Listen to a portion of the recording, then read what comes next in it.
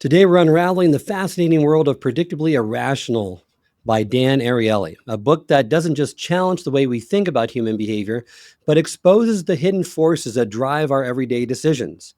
We like to believe we're logical creatures, carefully weighing the pros and the cons, making rational choices in our best interest.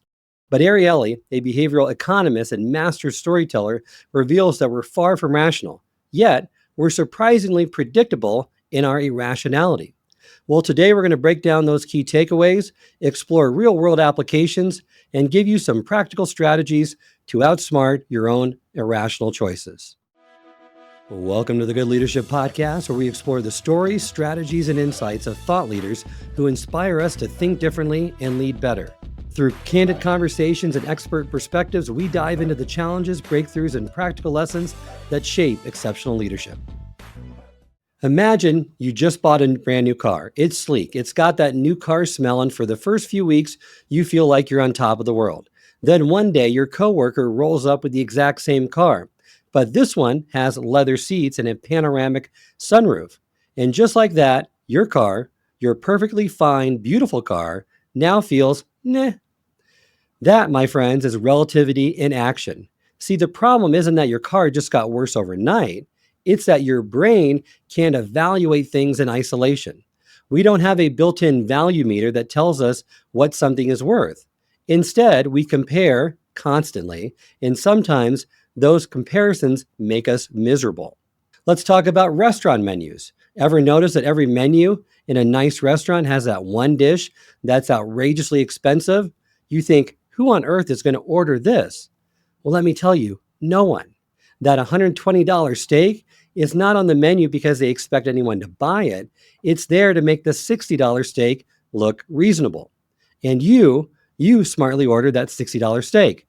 Congratulations, you just got played. How does relativity mess with job satisfaction? Well, picture this. You just landed a job with your great salary. You're feeling good, you're paying your bills, and life is solid. Then one day you find that coworker that makes $5,000 more than you. Suddenly, your job feels insulting. You're mad at your boss. You're updating your resume and you're wondering how you could have been so undervalued. But here's the catch. Nothing about your job actually changed. Your workload, the same. Your responsibilities, the same. Your bank account, the same. The only thing changed is now you have a comparison, and it gets worse. Studies show that, believe it or not, a man's happiness with their salary isn't about how much they actually make. According to Ariely, it's about whether they make more than their wife's sister's husband. Yes, you heard that right. Not their best friend, not their boss, their wife's sister's husband.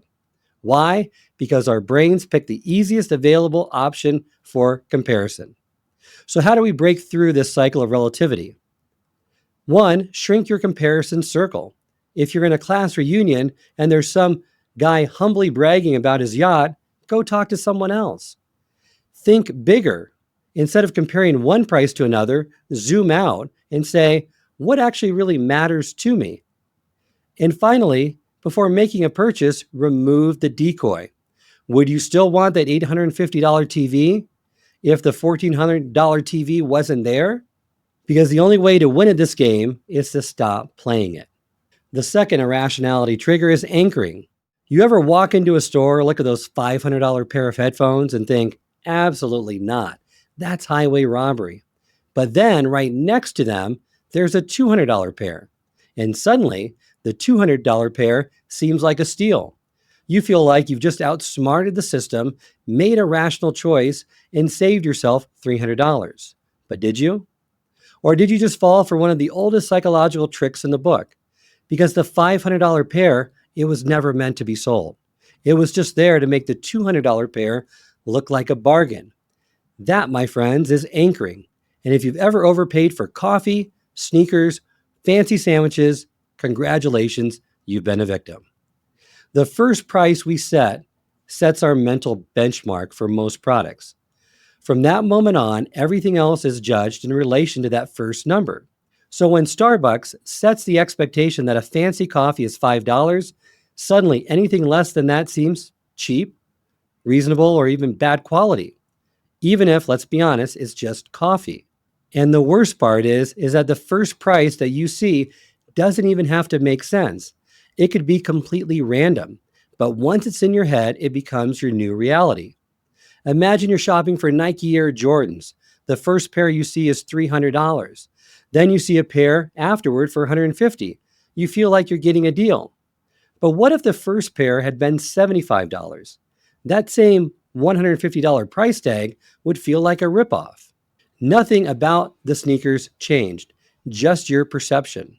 So, therefore, every future sneaker purchase will now be compared to that price. That's arbitrary coherence.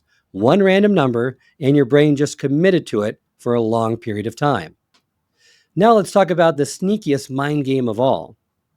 You ever buy something that was ridiculous once and tell yourself, oh, that's a special treat, and then suddenly it becomes a habit? That's what we call self hurting. Let's say the first time you buy a $7 coffee, oh, it's a splurge, but I deserve it. The second time, I got it last time, I kind of liked it, I'm going to get it again. Third time, guess what? I'm now the person who drinks $7 coffee. You've just convinced yourself that this is normal. And now you're financially contributing to Starbucks CEO's yacht fund every single day. At some point, we're not making a conscious decision anymore. We're just copying our past selves. And this is why first decisions matter way more than we realize. The first choice you make about your coffee, clothing, technology sets the stage for every future decision in that category. Because once that price is established as normal, you start basing every other decision based on that benchmark. So, how do you escape the anchoring trap? Question the first price you see. If something seems wildly expensive, don't let that be your benchmark. Pause before making a repeat purchase. Ask yourself, am I doing this because I want it or just because I've done it before? And reset your anchors. Every once in a while, step back and ask, if I were seeing this for the first time today, would I still think it's worth it? Because the only way to stop anchoring your decisions to the past is to start making conscious choices in the present. All right, let's talk about one of the most powerful and devious triggers of irrationality, the magic of free. That one little word makes us completely lose our minds. We'll add extra junk to our online cart just to hit that free shipping threshold, even though we spend more money than we originally planned. And don't even get me started on BOGO deals, these buy one, get one free. What a steal. Except we only needed one. Guess what? Retailers know this, and they use it against us every single day. Why do you think online stores offer free shipping if you spend just a little bit more? Because they know you're going to add extra junk to your cart just to hit that magical free shipping threshold, even if it means spending more than we had originally planned. And here's where things get even crazier. We just don't value free stuff more, we forget to consider the downside. So why do we fall into this trap? Well, because we hate losing. And if we see something as free, we feel like if we don't grab it, we've missed out on something. Recognize the ways it's showing up in your life. So the next time you see something free, pause, ask yourself, would I want this if it wasn't free? If the answer is no, walk away. 2, measure the real cost. That free t-shirt, now you have to carry it all day long. So before you grab something, ask yourself, is it worth it? Is it worth the inconvenience? And stop spending money to save money. Imagine this. You've helped your neighbor lug a couch up 3 flights of stairs. Your arms feel like overcooked spaghetti. You're drenched in sweat, and you're feeling pretty good about yourself. You've helped out. That's what good neighbors do. Then out of nowhere, your neighbor pulls out a crisp $5 bill and hands it to you. Wait, what? $5? Now that's weird. Are you tipping me? Is that how much my biceps are actually worth? That, my friends, is the social norm versus the market norm dilemma in action. Remember, social norms are requests that are made and obliged because of the human need for connection and community.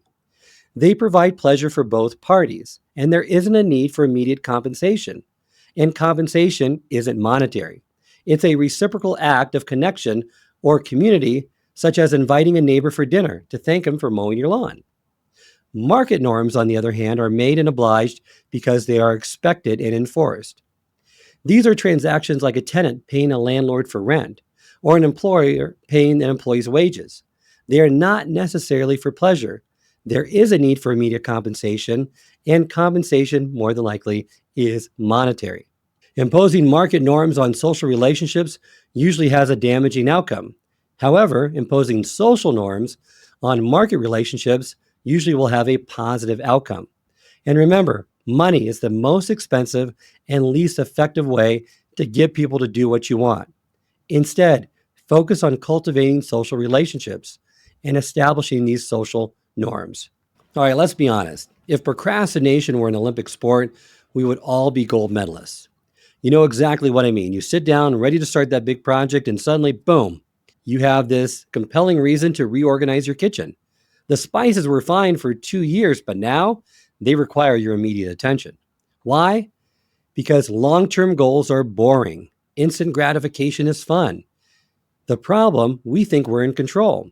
We assume the future version of ourselves is this productivity machine, waking up early, meal prepping, and knocking out deadlines with ease. But let's be real.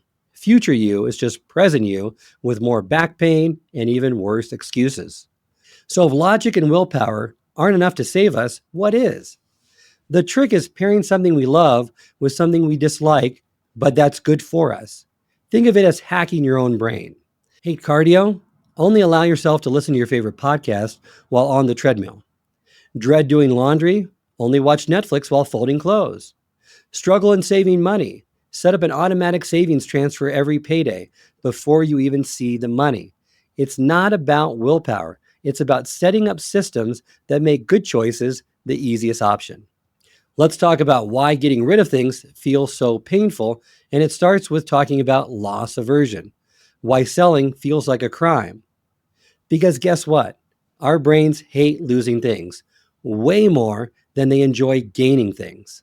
That's why giving up something we own feels like a tragedy, even if it's useless. Think of that old painting hanging in my hallway right now. I could sell it for a good price, but instead of thinking about what I could gain, all I can focus on is the pain of losing it. So, guess what? I'm keeping it. We overestimate how much people care about things we love. And when buyers don't see the value that we do, we feel insulted. But sometimes it's not even about the emotions, it's about the effort we put in. Dan Ariely talks about the IKEA effect. Ever built an IKEA shelf and felt an unreasonable amount of pride? The more effort we put into something, the more valuable we believe it is. You spend 4 hours assembling a bookshelf with nothing but an Allen wrench and pure frustration. And now, what is it? A priceless artifact. Even though a pre-assembled version exists for about the same price, you're convinced that your version is superior. Why? Because you built it.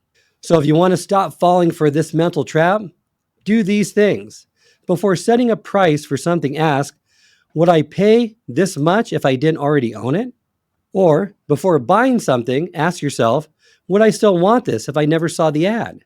Or how about before keeping something out of guilt, ask yourself, would I buy this back if I sold it? Because at the end of the day, owning something doesn't actually make it more valuable. It just makes it harder to let go. All right, let's talk about one of the biggest scams your brain pulls on you every day, the illusion of unlimited choices. We love having options. We think more choices, more freedom. But in reality, too many choices leave us overwhelmed, indecisive, and weirdly unhappy. Have you ever gone on LinkedIn to just browse for jobs and ended up doing nothing because the options feel overwhelming? Guilty as charged. The more doors we leave open, the harder it is to walk through any one of them. Here's the problem. Commitment feels like we're losing in these cases. Picking one job, we're missing out on others. Choosing a major, closing all those other doors. Deleting dating apps. Well, what if there's a better person on another platform? But keeping all options open means we're never fully investing in anything. And sometimes it's not just about closing doors, it's about making a tough call between two really good ones. Because having just two good options can be even harder than having 10 bad ones. Because if both choices are good, you keep overanalyzing, waiting for that perfect sign that may never come. So instead of agonizing over the details, ask yourself these two questions. Which option aligns with my long-term goals? Which choice will I regret not taking 5 years from now? Pick one, move on. And here's the kicker. Even after we finally make a choice, we're going to still second guess ourselves because the more choices we have, the more we doubt ourselves after making that decision. Once you made a choice, you got to commit. Don't waste your energy wondering about the what ifs. Trust yourself and move forward. Have you ever noticed how food tastes better in a high-end restaurant? It's not just the food, it's the dim lighting, the fancy plates, the waiter calling you sir or ma'am. Ariely's research shows that our expectations can literally change our experience. If we think something will be good, we actually experience it as better because your brain predecides how things will feel before it even experiences them. Studies show that wine tastes richer when poured from an expensive-looking bottle, even when it's the same wine as a cheap one. Presentation matters, friends, which is why businesses go all in on branding.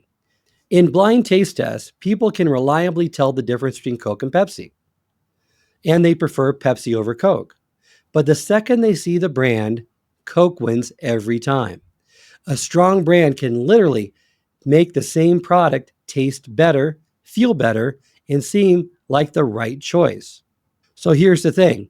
Expectations aren't the enemy. The key is to be aware of them so they work for you, not against you. Be mindful of those branding tricks. Are you paying for quality or just the perception of it? Set positive expectations. If you go into an experience excited, you're going to enjoy it more. And control your mental inputs. What you see, hear, and think affects how you perform. Because at the end of the day, your reality is only as good as you expect it to be. Ever taken a pill, felt relief almost instantly, and thought, wow, that worked fast? Newsflash, it didn't. That's the placebo effect. Your brain deciding something works because it expects it to. And it's not just medicine. Branding, pricing, marketing all use this trick to make you think things are more effective than they actually are. And the placebo effect runs on two major tricks. First, belief. If you think something works, your brain's going to make it feel real. Two, conditioning. Like Pavlov's dogs drooling at a bell, we associate things with results. For example, just seeing a painkiller bottle makes people feel relief faster, even if they haven't taken anything yet. But belief alone isn't enough. Let's talk about the role that price plays in this process. Because if a product costs more, we assume it's better. And studies prove this to be the case. Studies show people think expensive painkillers work faster, even when they have the identical chemical content to the cheap version. Because why? Price sets the expectations, and expectations shape our reality. So how can you escape the placebo effect and make it work for you? Be aware of marketing tricks. Higher price does not mean higher quality. Set positive expectations. If you expect to enjoy something, guess what? You will. And use placebos on yourself. If believing in something makes it work better, lean into it. Because at the end of the day, your brain believes what it wants. You might as well use that to your advantage. All right, we've covered a lot today. How your expectations shape reality, why expensive things seem better, and how marketing tricks your brains, and why we keep falling for those same psychological traps over and over again. So what's the big takeaway? We're not as rational as we think. But the good news, once you know how your brain works, you can hack it. So here's my challenge for you. Try one of these psychological tricks on yourself this week. Set higher expectations and see if it makes the experience better. Test a cheaper product to see if it works as well as the expensive version. Catch yourself when marketing is influencing your choices. Then let me know what happens. Drop a comment, send me a message, or tag me on social media. I want to hear your stories. Did you catch yourself falling for the decoy effect? Did branding make you think something was better than it actually was? And if you haven't read Predictably Irrational, get on it. It'll change how you see the world. I hope this episode has provided you with valuable insights. If it has, I ask you to share it with someone who would also benefit from it.